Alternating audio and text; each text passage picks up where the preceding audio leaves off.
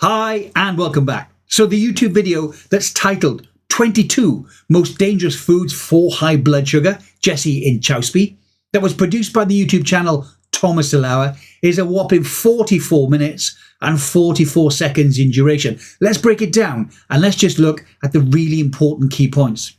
First on the list is plant-based milk alternatives.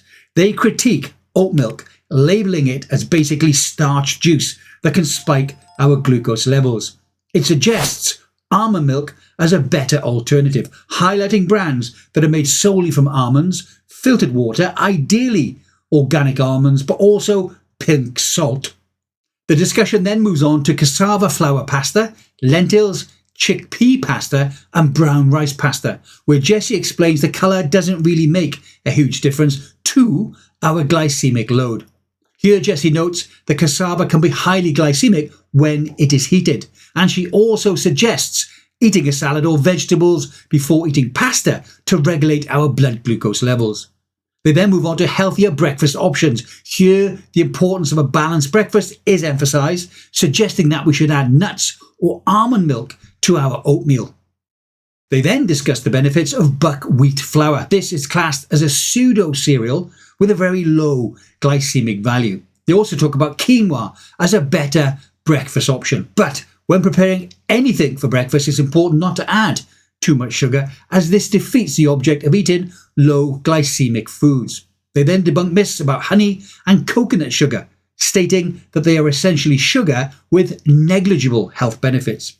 And also to read the labels to look for added sugar in things like apple cider vinegar where they've added honey to it. They also discuss the huge glycemic impact of rice cakes and the benefits of consuming whole fruits instead of rice cakes. Then they move on to potatoes and sweet potatoes. Here they compare the nutritional value of regular and sweet potatoes, discussing the impact of cooking methods on their glycemic index. The sweet potato generally comes out on top, especially for nutritional value. But after being heated, they're pretty much the same. But as they cool, the sweet potato then comes to the top again. So try to eat sweet potatoes and allow them to cool before you eat them. Then they move on to marinara sauce, where they warn about the natural sugar in tomatoes and to always read the label to look for added sugars too. In this case, under the guise of cane sugar and also in the tomato puree. They then briefly talk about bananas and how they've been changed by humans to be sweeter and therefore more desirable to us. Jessie explains that pretty much every piece of fruit that we buy from the grocery store today has been altered in some way to up the sweetness level and therefore make it more desirable. The point here is to eat the whole fruit because it still has all of the fibre, and this will slow the glucose spike, whereas juice will not. And when it comes to the banana, eat them as green as you can stomach. Jessie also recommends adding things like heavy cream or yogurt to fruit to dull the glucose spike even more. They then move on to snacks and condiments. Here they cover topics like skinny pop popcorn. The takeaway here is to again read the whole label, things like fibre, and not just to look at the total calorie count.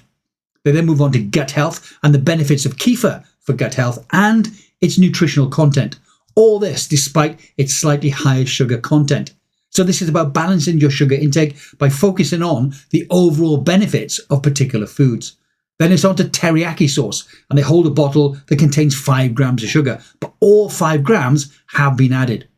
Thomas talks about how we ignore the effects of sauces that we add to our food on our blood sugar levels because we just add it willy-nilly. Once again, the takeaway here is to read the label because the serving size for this teriyaki sauce is only 1 tablespoon.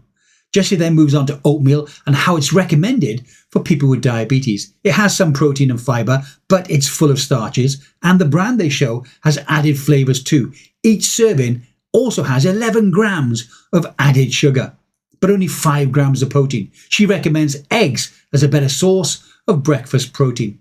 Thomas also recommends not buying instant oatmeal, but to buy the whole oatmeal and then to add things like chia and flax seeds. And again, allow this to cool before eating.